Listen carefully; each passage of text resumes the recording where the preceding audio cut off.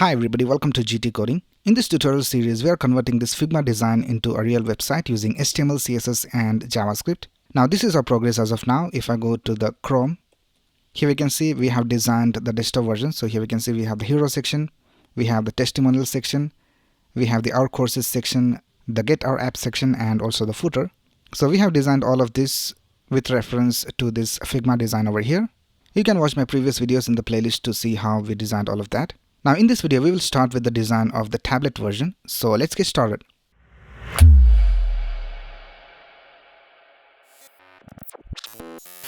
Now before getting started with the tablet version, the first thing I will do is I will add some styles to this navigation bar when we scroll up. So here we can see the navigation bar is displayed over here and it clashes with all the other elements in our web page.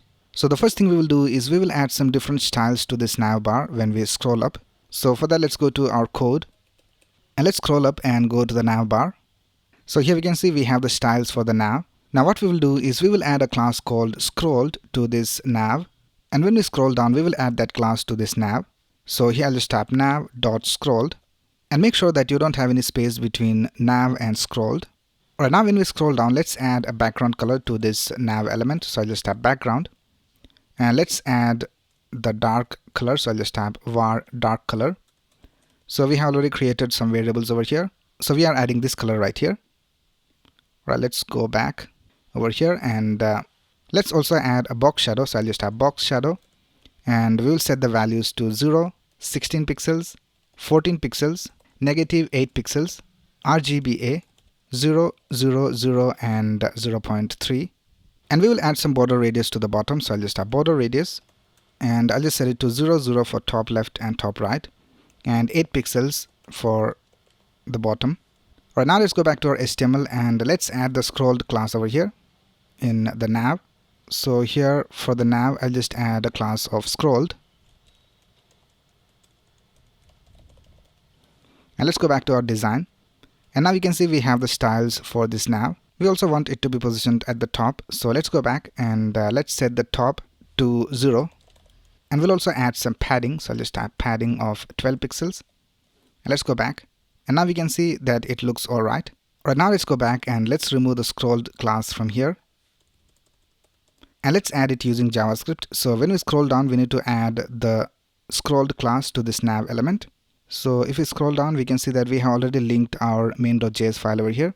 So let's go to our main.js file and the first thing we will do is we will reference the nav element. So I'll just type const nav equals document.querySelector and here I'll just type nav. And now let's add an event listener to the window. So I'll just type window.add event listener and we will listen for the scroll event. And let's create an arrow function over here.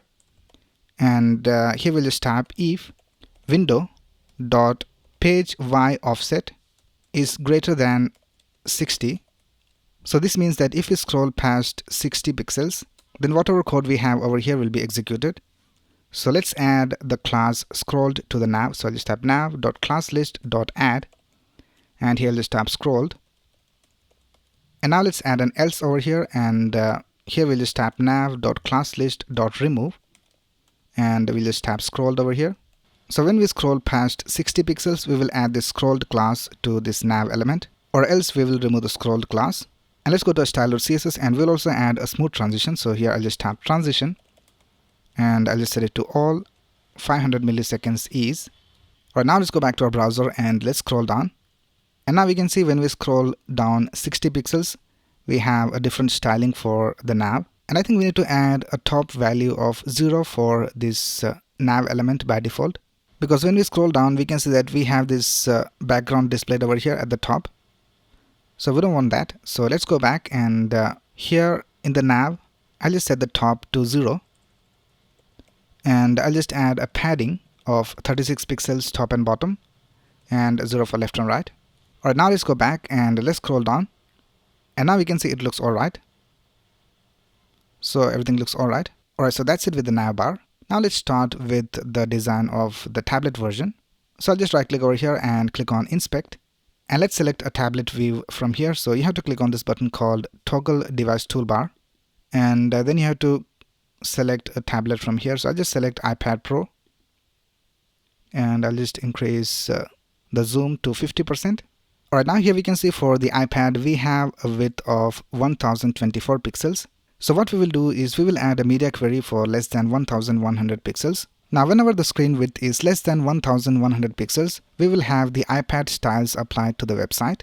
Alright, so let's start with the styling. Right, so the first thing we will do is we'll create a media query. So let's scroll down and let's type @media, and here we'll just type max width of 1100 pixels.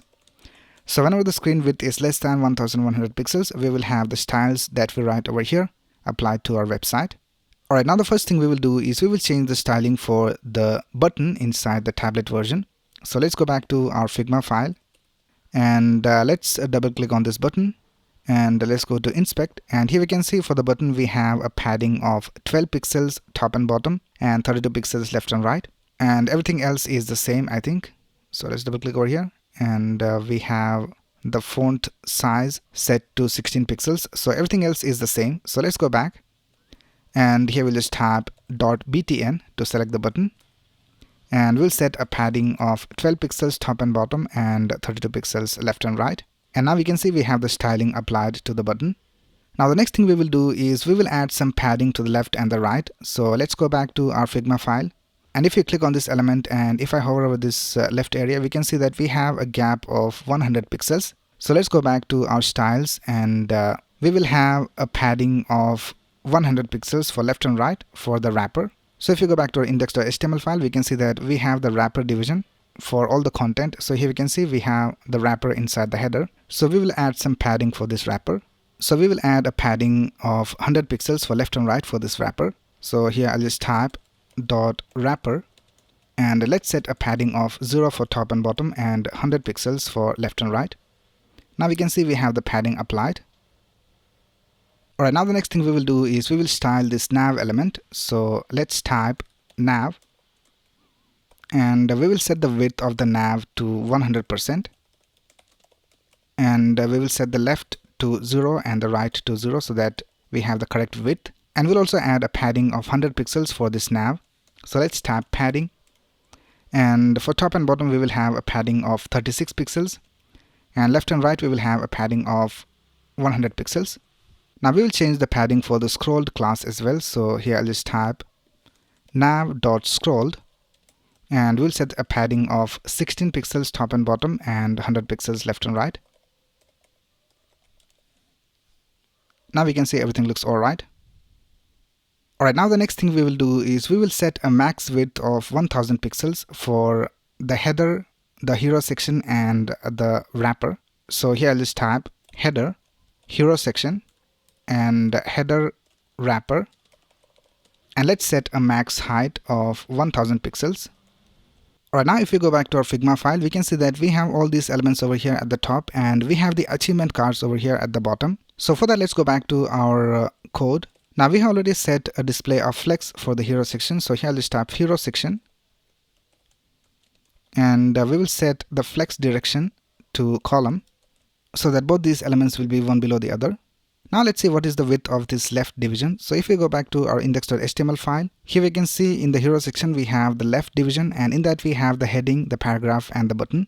So here I'll just target the left section. So I'll just type hero section left, and let's add a background color to see what is the width. So I'll just type background of red, and here we can see we don't have the full width for this left division. So here I'll just type width of 100%. And now we can see we have the full width. Alright, now let's remove this background color.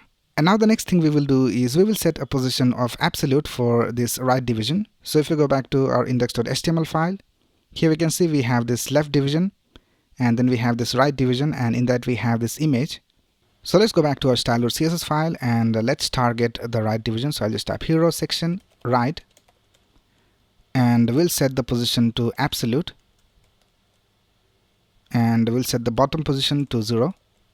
Alright, now the next thing we will do is we will style these achievement cards. So for that we have a division with the class of achievement cards, and in that we have divisions with the class of achievement card. So if we just right click over here and click on inspect, here we can see for the achievement cards we have the position set to absolute. So we have to change this to relative, and we have to remove the left and the top positions from here, and we have to do the same for the other achievement card. So here we have to remove the left and the top positions. And now we can see both the achievement cards are displayed over here. So we have to now just position it to the left over here. So let's do all of that. Let's refresh this. And here we'll just type hero section achievement card, and we'll set the position to relative. Alright, now let's select the individual achievement card. So let's type achievement card, and we have this class of students enrolled. And let's also select achievement card with overall rating, and let's set the left to unset and the top to unset. So this will unset the left and the top values. Right, now we can see we have these achievement cards over here. We'll also have some gap between these achievement cards. So if you go back to our Figma file, here we can see we have a lot of gap. I think we don't need to have this much gap because in our Chrome we can see that we haven't set such a large height for our screen. So we'll just add some margin over here. So here I'll just type margin bottom, and let's try 40 pixels, and I think we'll just change this to 80 pixels. I think that looks alright. Now we also need to position this to the left. So if you right click over here and click on inspect, we can see for the container division, which is the hero section, we have set a display of flex over here. So for that we have to go ahead and we have to type align self to flex start. So let's select the achievement cards. So I'll just type hero section achievement cards, and let's set align self, and let's set it to flex start, which will align it to the left. And we will have a little bit of margin over here on the left. So here I'll just type margin and set it to 40 pixels, and that looks alright. Now the next thing we will do is we will position this left section to the center vertically between the achievement cards and this nav bar. So let's select the left division, and here we'll just type display of flex and flex direction to column, and justify content to center. And now we can see for this button we have a width of 100%. So for that let's select the button, and for the button we have a class of btn. So let's type hero section left btn, and we have to type align self, and we have to set it to flex start. And now we can see we have the correct width for the button, and everything looks alright. Now the last thing we will do over here is we will set the font size of this heading. So let's go back to our Figma file, and let's double click over here, and if you scroll down we can see that we have a font size of 50 pixels and we have a line height of 125%. So let's copy both these styles from here, and let's go back to our code, and here we'll just type hero section left h1, and we'll just paste the styles over here. Alright, now the next thing we can do is increase the height of this image. So for the image we have an img tag inside the right division. So here I'll just type hero section right img, and let's set a height of, let's try 540 pixels. Let's increase it a little bit more, so let's try 580 pixels, and that looks alright. And I think we can increase the max width of this header over here. So I'll just increase this to, let's try 1100 pixels, and I think that looks alright. So that's basically it with the styling of the hero section in the tablet version. So that's it for this video. If you have any doubts, you can ask in the comments below. And if you like this video, please click on the like button and subscribe to this channel to get the latest video updates. Thanks a lot for watching. Have a nice day.